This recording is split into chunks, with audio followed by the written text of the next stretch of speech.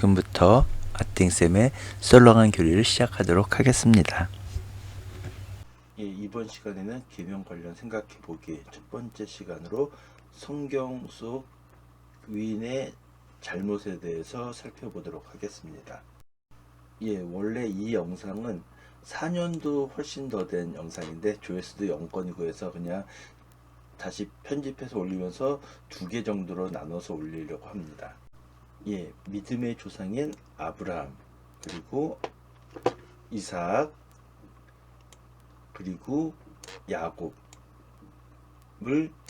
거룩한 조상, 그래서 성조라고 부르는데요. 이 아브라함, 이삭, 야곱 굉장히 훌륭한 분들이지만 그럼에도 불구하고 인간적인 나약함으로 인해서 잘못을 저지르기도 했죠. 아브라함과 이삭은 자기 목숨을 보존하기 위해서 자신의 아내를 자기의 누이라고 소개를 했고요. 그리고 야곱은 정직하지 못한 방법으로 하나님의 축복을 향해서 가르쳤죠. 아버지를 속이면서. 이렇게 훌륭한 믿음의 조상인 아브라함과 이삭과 야곱도 인간적인 나약함으로 인해서 잘못을 저지르기도 했습니다. 야곱의 네 번째 아들이며 유다 지파의 시조가 되는 유다에게는 타마르라고 하는 며느리가 있었어요. 이 타마르는 유다의 첫 번째 아들의 아내인데 그가 하나님 보시기에 옳지 않았기 때문에 그가 죽게 됩니다. 그래서 첫째의 대를 잇기 위해서 둘째와 결혼을 하게 되는데 둘째는 형의 자손을 남길 생각이 없었어요. 그래서 둘째 역시 하나님의 분노를 사서 죽게 됩니다. 근데 그런 이유를 몰랐던 유다는 덜컥 겁이 났어요. 이러다가 내 셋째 아들까지 죽는 거 아니야? 그래갖고 셋째가 어리다는 이유로 타마르를 친정으로 쫓아냅니다. 그리고선 내 셋째가 크면 부를 테니까 너 친정에 가 있어. 그리고서는 부르지 않죠. 한참을 기다려도 부르지 않으니까 타마르가 시아버지가 오신다는 소식을 듣고 양털 깎으러 오신다는 소식을 듣고 신전 창녀로 변장을 하게 됩니다. 근데 유다는 자기 며느리가 변장했다는 것을 모르고 그 신전 창녀로 변장한 며느리와 관계를 갖죠. 그리고 타마르가 임신했다는 소식을 듣게 됩니다. 그 소식을 듣고 아니 감히 네가 창녀짓을 해서 임신을 해? 하고서는 타마르를 화형에 처하려고 했죠. 하지만 타마르가 그렇다면 이것은 누구의 것입니까? 하고서는 유다와 관계 맺을 때 유다에게 받은 것들을 보여주자 네가 나보다 낫다고서는 타마르를 화형에 처하지 않고 용서해 주죠. 유다가 잘못한 거니까. 그래서 이 타마르에게서 페레츠와 제라가 태어났는데 이 페레츠가 예수님의 조상이 되는 인물이죠. 아브람, 여기서는 아브람이라고 나왔지만 아브라함으로 이름이 바뀌니까 아브라함으로 그냥 하겠습니다. 아브라함은 이집트로 내려갔는데 이 사라가 굉장히 예쁜 여자였어요. 그래서 이집트 사람들에게 이 여자는 저자 아내다라고 하면은 자기 자신을 죽이고서는 당신을 아내로 받으려고 날 죽일 것이요. 그러니까 당신은 내 누이라고 하시오. 그러면은 당신 덕분에 내가 죽지도 않고 잘 될 것이오 라고 했죠. 그래서 파로 앞에서 자기 아내라고 소개하지 않고 제 누이입니다 라고 소개를 했죠. 그래서 파라오는 사라 때문에 아브라함에게 잘 대해주죠. 그런데 하나님께서 사라의 일로 파라오에게 재앙을 내리셨죠. 그러자 나중에 파라오가 알고서는 아니 너 왜 어째서 아내라고 안 하고 나한테 누이라고 속였냐. 자 그러면서 자 네 아내 데리고 떠나라 라고 하게 되죠.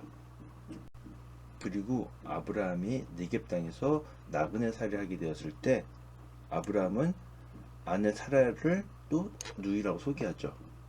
그래서 아비멜렉이 사라를 데리고 가죠. 왜냐하면 아브라함이 자기 누이라고 했기 때문에. 근데 하나님께서 분노해서 너 왜 남의 아내를 뺐느냐 라고 하나님께서 꿈에 아비멜렉에게 말씀하시니까, 아니 저는 몰랐어요. 아브라함이 아내라고 안 하고 누이라고 했잖아요. 그 다음에 저는 저 여자에게 손도 안 댔어요 라고 하니까 하나님께서 그래 나도 그거 알아. 그래서 내가 네가 죄를 짓지 않게 하지 않았냐 라고 하죠. 이번엔 이삭인데요. 이삭 역시 자기 아내인 레베카가 너무 예뻤기 때문에 사람들이 레베카에 대해서 물어보니까 이 여자는 제 누이입니다 라고 말했죠. 왜냐하면 레베카도 너무 예뻤기 때문에 이곳 사람들이 남편이 자기를 죽이고 레베카를 차지하려고 할지도 모른다고 생각했기 때문에. 근데 나중에 레베카가 이삭의 누이가 아니라 아내란 걸 알게 된 아비멜렉 왕이 이삭에게, 아니 이 여자는 네 아내 분명한데 어쩌자고 나한테는 누이라고 속였냐라고 하니까, 제 아내 때문에 제가 죽을지도 모른다고 생각했기 때문입니다 라고 하니까, 아니 넌 어쩌자고 그런 일을 저질렀냐, 너 때문에 우리가 죄를 지을 뻔하지 않았느냐 하면서 백성들에게 이삭과 레베카에게 손대지 말라고 경고를 하게 됐죠. 앞에 나온 이삭과 사라 같은 경우에는 배다른 남매가 맞는데, 이삭과 레베카 같은 경우에는 삼촌과 조카 관계죠. 왜냐하면은 아브라함의 나호르의 아내 밀카가 낳은 아들의 부트엘인데, 이 부트엘에서 태어난 사람이 레베카이기 때문에, 즉 아브라함의 나호르의 아들인 부트엘의 딸이 레베카이기 때문에 삼촌과 조카 관계가 되는 거죠. 그리고 야곱 같은 경우에는 형인 에사우를 속이고 아버지 이삭을 속이고 하나님의 축복을 가로채게 되죠. 역시 정당하지 못한 방법으로 하나님의 축복을 가로챈 거죠. 앞에서도 이야기했던 것처럼 유다에게는 첫 번째 아들, 두 번째 아들, 세 번째 아들이 있었는데, 이 첫 번째 아들에게 타마르라고 하는 아내를 얻어주었죠. 그런데 맏아들이 하나님 보시기에 악한 일을 했기 때문에 그를 죽게 하셨죠. 그리고 둘째에게 형의 대를 잇게 해라 라고 했는데 그렇게 하지 않았기 때문에 하나님의 분노를 사서 그 역시 죽게 되죠. 그러자 이러다가 내 막내 셀라까지 잃는 거 아니야? 라고 하면서, 우리 셋째가 너무 어리니까 너 그때까지 친정에 좀 가 있어라 라고 하면서, 잘못하고 얘 죽겠다 라고 생각을 했던 거죠.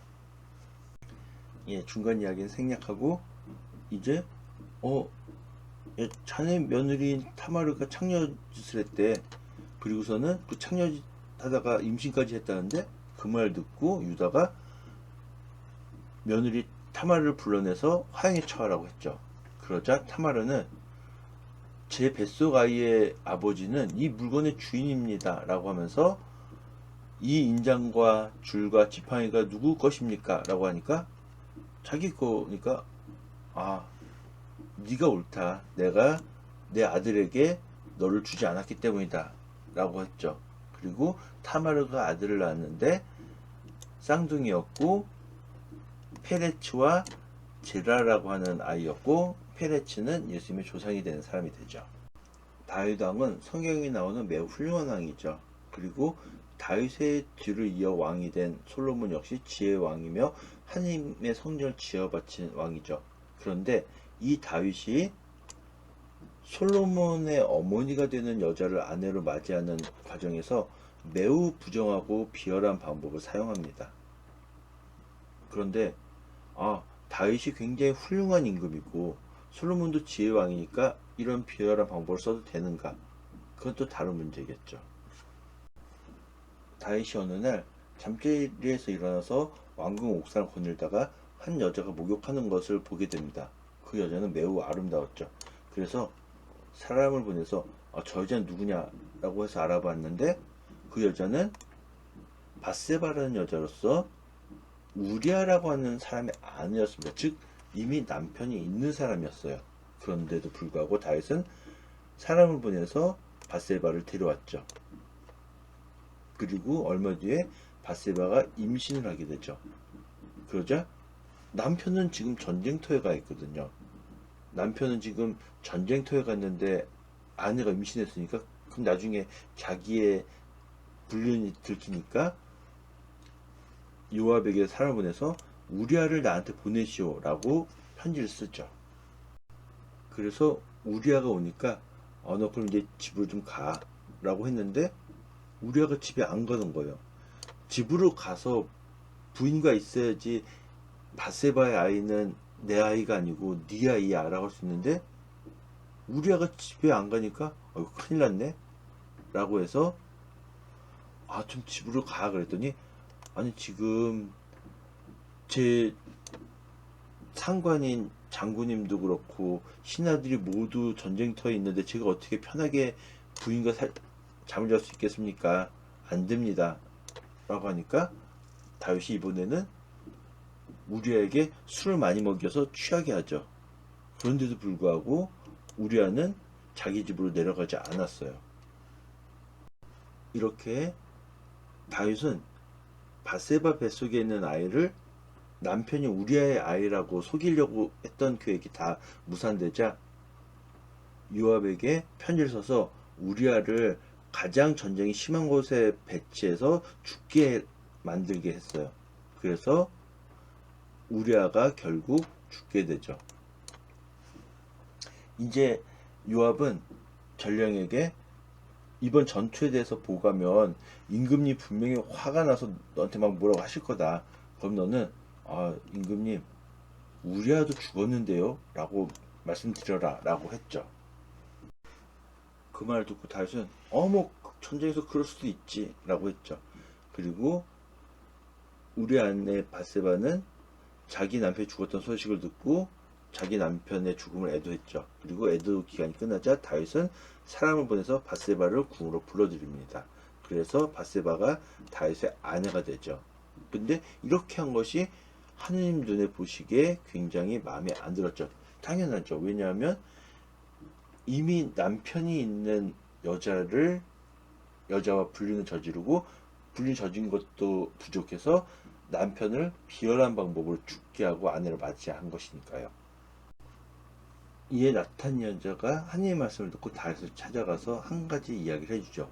그러자 그 이야기를 듣고 있던 다윗이 이야기합니다. 하나님께서 살아계시나 그런 나쁜 놈은 죽어 마땅하다 라고 하니까 나탄이 다윗에게 임금님 바로 그 사람이 임금님입니다 라고 하니까 하나님께서 나는 너에게 기름을 부어 이스라엘 임금을 세우고 너를 사울의 손에서 구해주었다. 나는 너에게 사울의 집안을 그리고 그 아내들을 안겨주었고 이스라엘과 유다 집안을 주었다. 그래도 적다고 한다면 내가 너에게 더 보태주었을 것이다. 그런데 어쩌자고 너는 내 말을 무시하고 내가 보기에 나쁜 짓을 저질렀느냐. 너는 바세바의 남편인 히타이트 사람 우리아를 칼로 쳐 죽이고 그 아내의 바세바를 내 아내로 삼았다. 너는 그를 원수의 칼로 죽였다. 라고 하면서 다윗을 책망하죠. 그러자 다윗이 나탄에게 제가 잘못했어요. 하나님께 죄를 졌어요. 라고 고백을 하죠. 그러자 나탄이 하나님께서 임금님께서 잘못을 뉘우치셨기 때문에 임금님이 죽지는 않을 것입니다. 하지만 임금님이 하나님을 없인 여기셨기 때문에 이 아들은 반드시 죽고 말 것입니다. 라고 말을 하죠. 다윗은 바세바의 아이를 위해서 하나님께 호소하면서 단식하고 지냈어요. 음식도 먹으려고 하지 않았고요. 그런데 아이가 결국 죽게 되죠.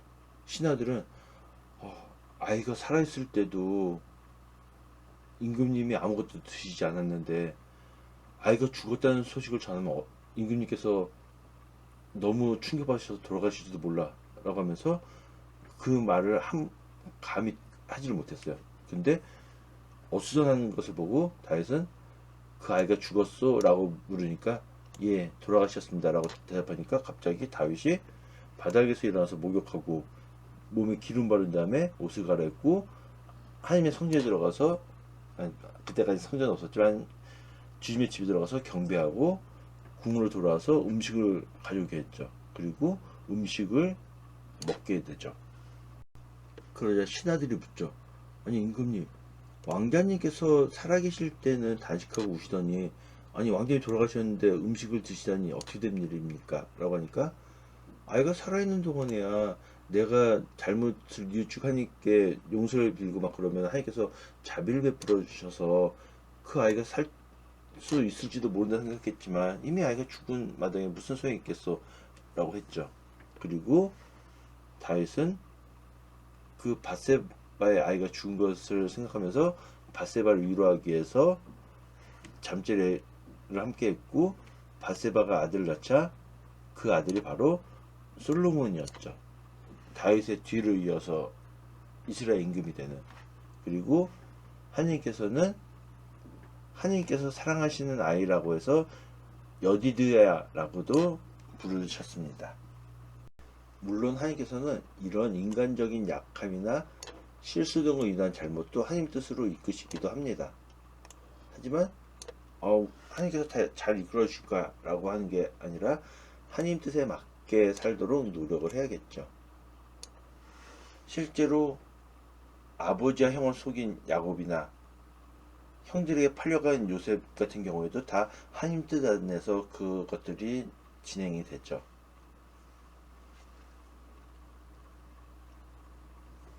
그리고 지혜의 왕이라 불렸고 하느님께 당신 백성을 잘 이끌기 위한 지혜를 청했던 솔로몬도 말년에는 우상 숭배를 용인하기도 했죠. 그리고 다윗 이후에 최고의 임금으로 평가받는 임금 중 하나인 히즈키야 같은 경우에는 하느님께서 죽을 병에서 고쳐주셨을 때 잠시 교만한 마음을 가지고 하느님의 은혜에 감사하지 않았었죠.